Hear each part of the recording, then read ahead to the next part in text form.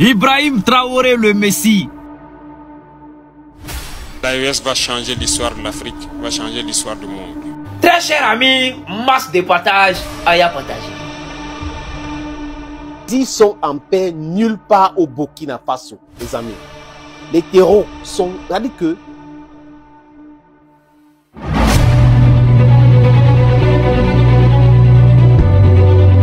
Traoré avec une nouvelle collaboration sur tout ce qui est la technologie sécuritaire. Tout ce que nous faisons, c'est pour éveiller les consciences.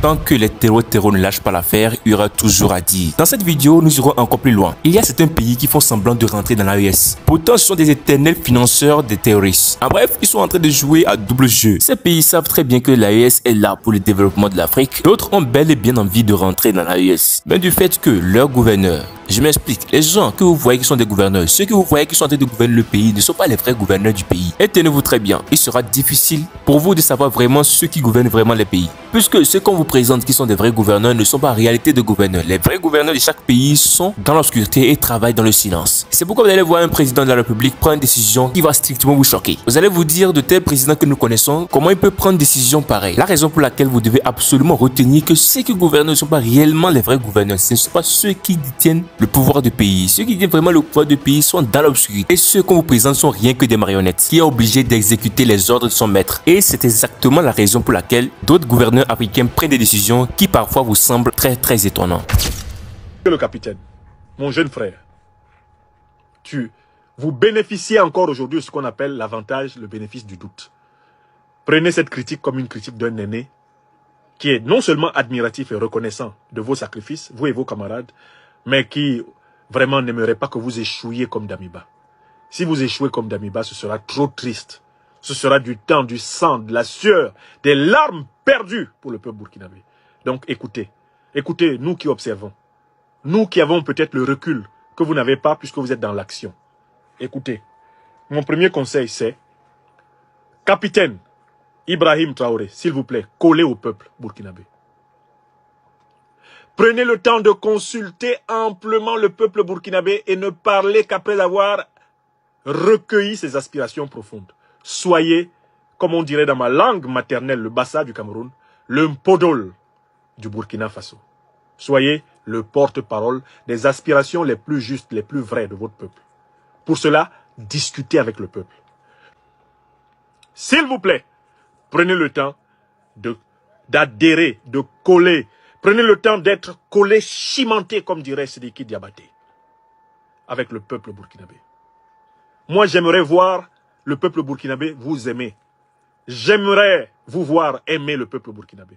Le MPSR, depuis que Damiba l'a proclamé, n'a pas montré un amour profond pour le peuple burkinabé. D'abord, il a montré trop de peur, trop de méfiance envers le peuple burkinabé, dont il a souvent interdit les manifestations.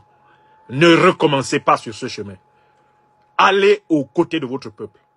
Soyez avec votre peuple. Structurez les aspirations de votre peuple. Faites des aspirations profondes de votre peuple votre programme d'action. C'est mon premier conseil. Au lieu de vouloir bien paraître devant la France, au lieu de vouloir bien paraître devant les Occidentaux, s'il vous plaît, assurez-vous que vous paraissez d'abord bien devant les Burkinabés. Les Burkinabés, eux d'abord, eux toujours, eux tout le temps. Ayez ce peuple dans votre cœur. Ayez-le dans votre âme, dans votre corps, dans votre esprit. Mon capitaine. Sinon, vous avez fait un coup d'État en vain. Mon deuxième conseil. Mon capitaine, inspirez-vous de vos aînés qui avancent sur ce chemin avant vous et qui réussissent. Pourquoi jusqu'alors l'affaire de terrorisme au Burkina Faso ne cesse de faire rage en ce moment? Ibrahim Traoré et son équipe cherchent toujours à trouver une solution afin de finir avec ce problème de terrorisme au Burkina Faso. Mais plusieurs années, les présidents qui ont régné au Burkina Faso avant le capitaine Ibrahim Traoré avaient fait le même. Bref, quelques-uns d'entre eux avaient essayé d'éradiquer ce phénomène de terrorisme en vain. Et depuis l'arrivée de Ibrahim Traoré, les choses semblent parfaitement correctes. Mais pas tout à fait. Puisque malgré qu'il a acheté des matériaux très cher des matériaux qui coûtent la peau des fesses, jusqu'alors, ce phénomène de terrorisme persiste toujours dans cette zone. Ce qui est encore plus bizarre est que le jour qu'il a fait venir ces matériaux, il n'a pas gardé ces engins en secret. Il a tout publié juste pour alerter les terroristes afin de leur faire savoir que les matériaux les plus sophistiqués qui permettront de les éradiquer est enfin là. Mais on dirait que ces derniers n'ont pas peur. Au lieu de prendre leurs dispositions afin de quitter la zone, c'est en ce moment même qu'ils ont décidé de se multiplier. Cela veut dire que la personne aussi qui est en train de les financer a activé autre niveau, autre level. Lui aussi, à son niveau, ne veut pas se laisser intimider. Mais ce qui est encore plus bizarre est que les mêmes burkinabés sont corrompus. Les mêmes burkinabés sont aussi là parmi les personnes qui sont en train de saboter les programmes de Ibrahim Traoré. Ça, c'est sûr. Et ce qui nous étonne encore plus, et dans la plupart de nos vidéos, nous avons soulevé ce sujet, est que ils savent très bien que le travail de Ibrahim Traoré va à l'avantage de eux tous. Et si aujourd'hui, il a réussi à faire repartir tous ces terroristes du sol burkinabé, tout ce peuple burkinabé bénéficiera de toutes choses qui les viennent du droit. Vous-même, essayez d'imaginer, observez un peu combien de ressources nous rencontrons au Burkina Faso et combien sont exploitées chaque année. C'est un sol immensement riche, mais pauvre en intellectualité. Ils sont obligés de signer des accords avec des pays étrangers afin de venir extraire eux-mêmes les ressources minéraux. Juste pourquoi? Parce qu'il y a manque de professionnalisme. Il y a manque de professionnalisme et manque d'intellectualité. Mais ce qui est bizarre est qu'en tous les pays de l'Afrique de l'Ouest, le pays le plus touché par les terroristes est le Burkina Faso. Cela prouve par A plus B qu'il y a quelque chose qu'ils ont besoin. Il y a quelque chose que les financeurs de ces terroristes ont besoin sur ce sol burkinabé. Sinon, comment il faut comprendre que en Afrique de l'Ouest, c'est toujours dans ce lieu qu'ils sont toujours acharnés. Ouais, c'est dans ce lieu qu'ils s'acharnent le plus. Cela prouve automatiquement qu'il y a quelque chose dans ce lieu qu'ils ont externement besoin.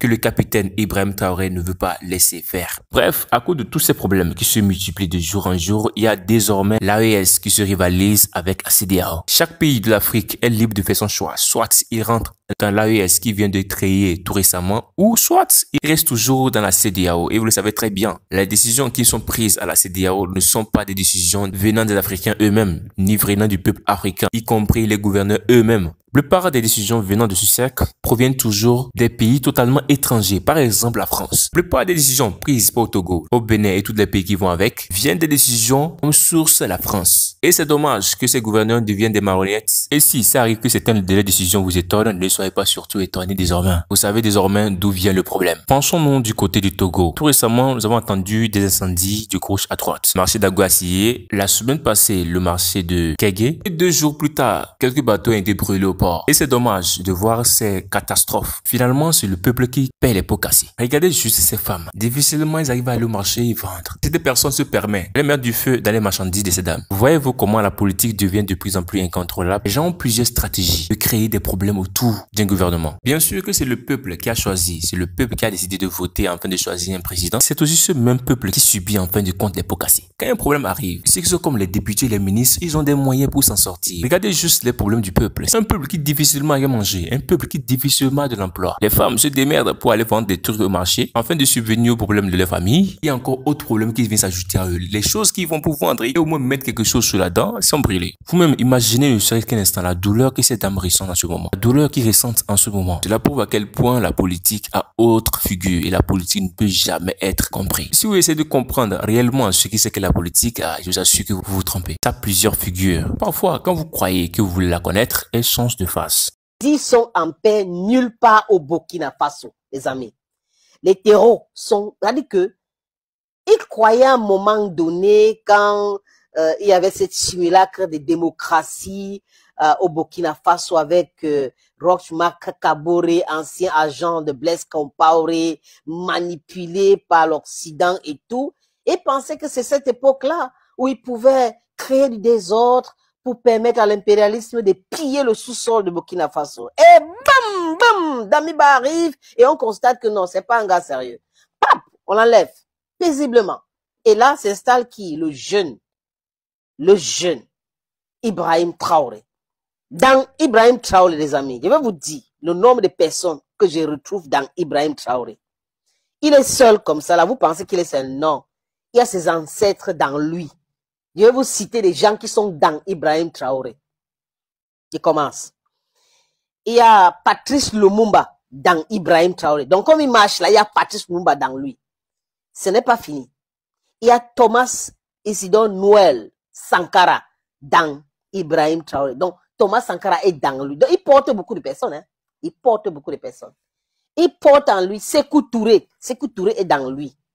Si vous vous rappelez très bien, dans une précédente de nos vidéos, nous avons parlé des sources d'où vient ce problème de terrorisme. Et nous soulignons toujours cette partie parce qu'elle est très importante. Imaginez à l'école où on apprend aux élèves que le Burkina est un pays pauvre, le Burkina n'a pas de ressources, ou les ressources au Burkina sont insuffisantes. L'élève va bûcher ceci durant des années et obtenir des diplômes. Il est sorti avec des diplômes tout en insultant son pays, soi-disant c'est un pays pauvre. Vous-même imaginez, la Chine a combien de ressources? La Chine que vous connaissez dispose combien de ressources? Mais la Chine fait partie des pays les plus riches du monde, les pays les plus développés en matière de commerce. Est-ce que la Chine pille les ressources de certains pays? Non, la Chine ne pille pas certaines ressources venant d'autres pays africains, non. Mais pourtant, elle fait partie des pays les plus riches bien sûr du monde. Et c'est pourquoi, quelles leçons vous tirez? Non seulement, si vous mettez sur le droit chemin, vous serez riche. C'est pas forcément de donner des fausses programmes aux élèves pour limiter le cerveau, pour limiter l'état d'esprit. Et toujours continuer à piller les ressources. Ce n'est pas du tout la bonne voie. Puisque ce n'est pas la voie empruntée par la Chine. La Chine ne pille pas les ressources pour se développer, mais plutôt a mis sur pied un programme éducatif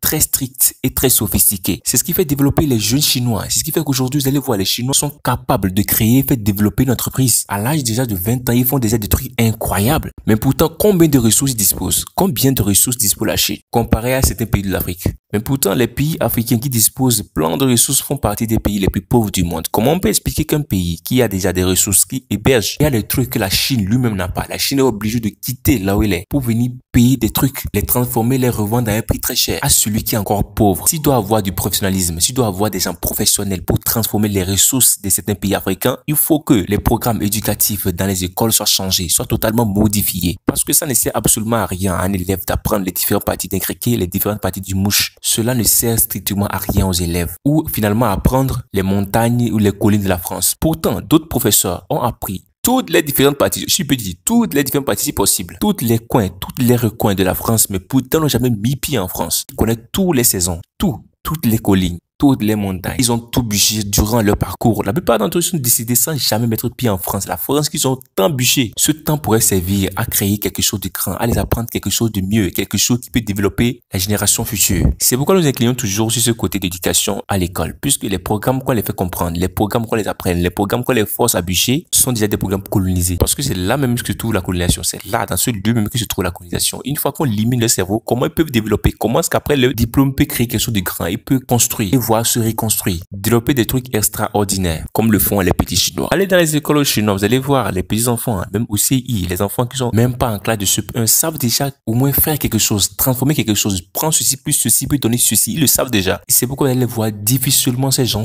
après le diplôme chômé. Difficilement vous allez voir ces gens après le diplôme chômé. Parce qu'à l'école, on les a déjà formés. Normalement, dans plusieurs pays de l'Afrique, c'est ce qui devait être fait. Bon, c'est à peu près notre point de vue. Et toi qui as suivi cette vidéo, c'est quoi toi ton point de vue? Qu'est-ce que tu penses par rapport à tout ceci? Donne ton avis dans l'espace commentaire et n'oublie surtout pas de liker cette vidéo. Partage-la à tes proches si possible et rendez-vous très bientôt pour autre vidéo.